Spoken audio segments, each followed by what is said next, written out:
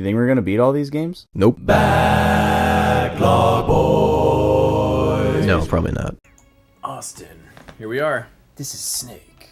You calling me on your codec, Vaughn? Yep. So it's time for me to tell the Snake story that I told my driving evaluator years ago. Oh, it's the same story. This is great. Have I told this story before? I'm not familiar with it. About the rattlesnake? No. And my friends? I don't think so. I feel like I've told this story, but maybe I haven't. I mean, I've told this story to people before, but I don't know if I've told it on this show or not. I feel hopefully not. I'm thinking not. Okay.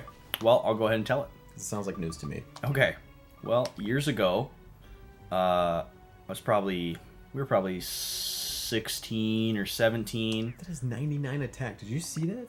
Yeah, dude, this thing is really strong. My gosh. I don't know why we're not using it. Probably because we forgot. Okay. But should we use it?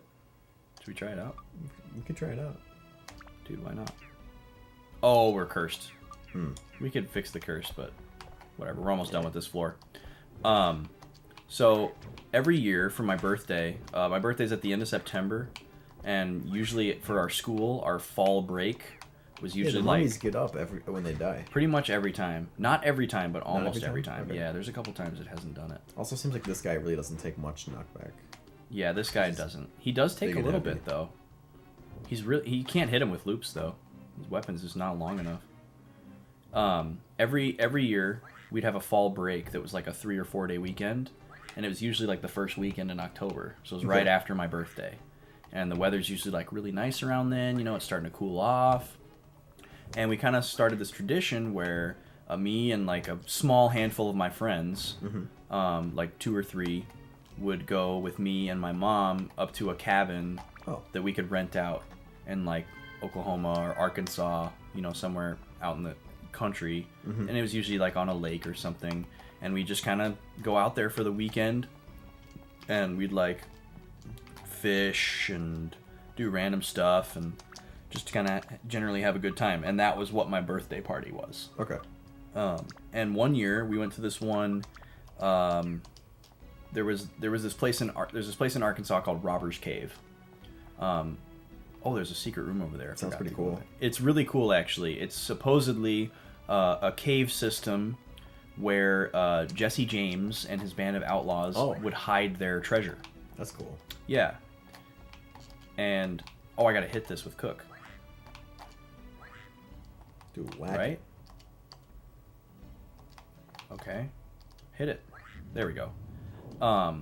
And so this wasn't our first time going there, but yeah, it's really cool. Apparently they dynamited themselves inside the cave and died with their treasure. So you can't act, and they were being chased all the way from Texas by the Texas Rangers. So you can't actually go in the caves. There's no caves for you to go into, but you can walk up over like what was the top of them, and you can see all these like very strange, like man-made looking fault lines from like the dynamite explosion and stuff. And it's just interesting, and there's a lot of cool nature nearby, and you can look at it. Did we get the back floor item? I don't think we did. I don't remember. It looks a lot like the holy water, which is annoying. Yeah, we didn't get it. So anyway, that's where we were. We were at this cabin nearby there in Arkansas, and the way that it was laid out is there was a long peninsula that went out into this lake, and all the cabin, and it was a straight line, and all these cabins were along a road along there, and then on either side of the peninsula it sloped down really steep to the water.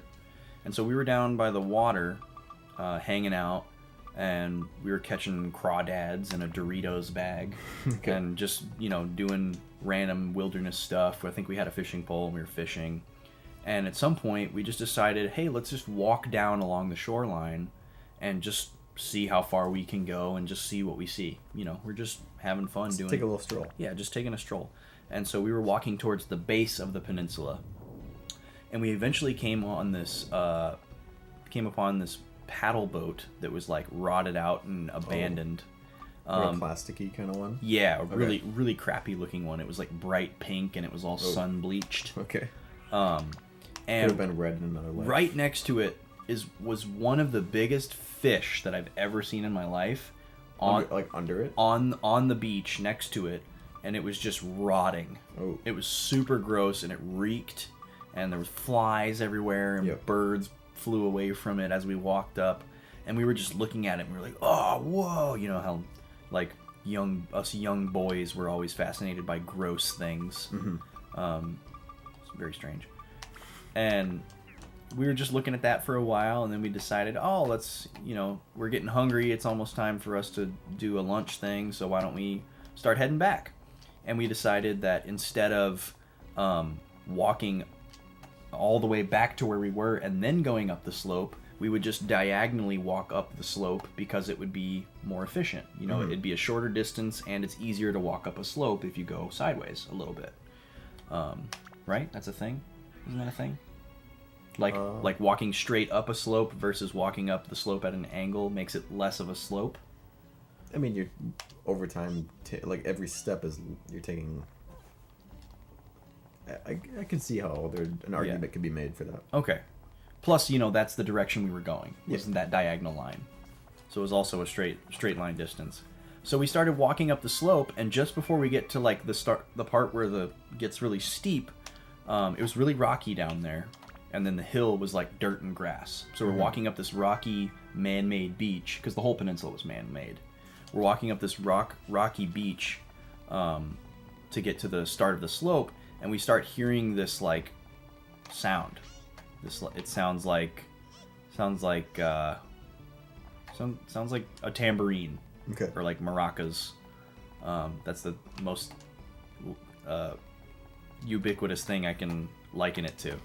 And we, being from Texas and hearing stories, we all know what that is. Pretty quickly figured out what it was. The problem was we couldn't figure out where it was coming from. Oh, that's scary. So we heard this sound, and somebody said, "Whoa, stop!"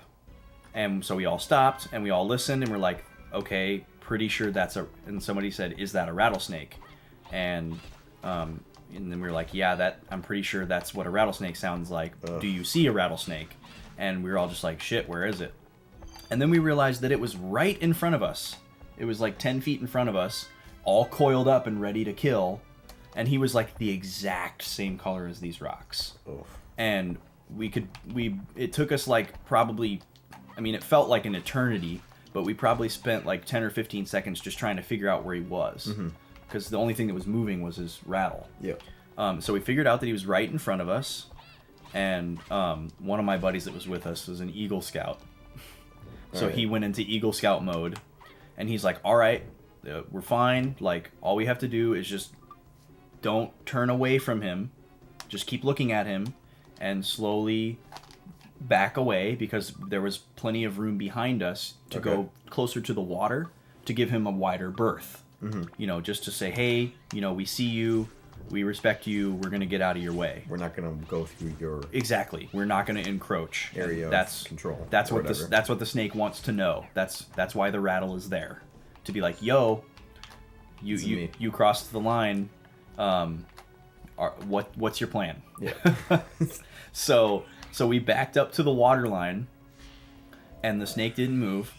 And then we're like, okay, so we'll just walk along the shoreline and face it for as long as we can, and then we'll just go back down to where we came down the slope originally, and then walk up from there.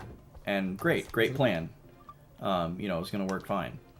And so we started, once we got back to the water line and started working our way along the water line, the snake started moving.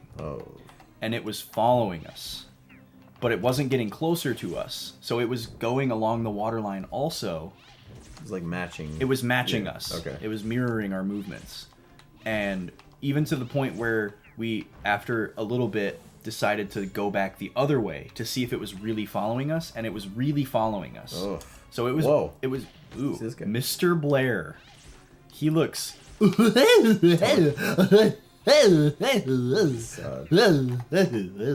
Blair? He's a fiery, scary clown. So we realize the snake is following us, and he's not going to allow us to go up the slope. Not a good feeling. So we were like, what do we do? Our only choices are to run, and risk one of us being bitten by the snake striking out at us, or to try and like kill the snake. So we said, okay, well, let's walk back to where we came, because remember that big rock that we saw. So we started walking back the way we came, back down the shoreline, away from where we were trying to go, and went back to this big rock that we had seen earlier that was kind of flat.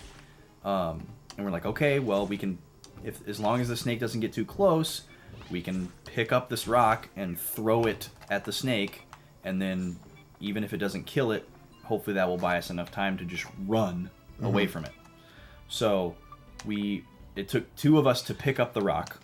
Jesus. 2 of the 4 of us.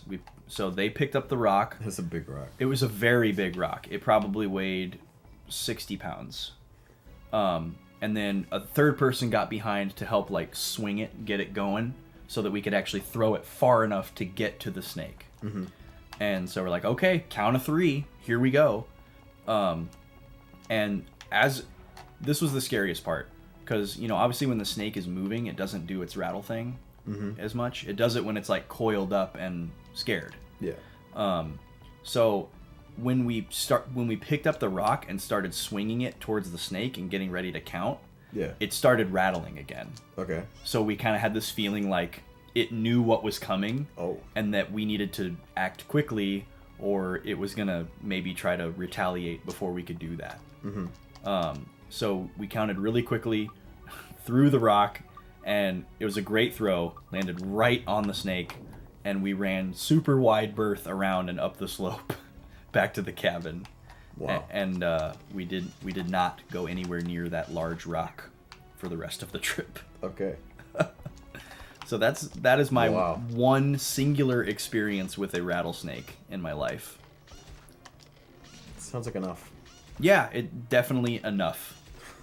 I don't need to interact with any more rattlesnakes. Yeah. I've seen them in the context of aquariums and zoos and things like that, and they're, I don't get super scared of snakes in that context. Okay.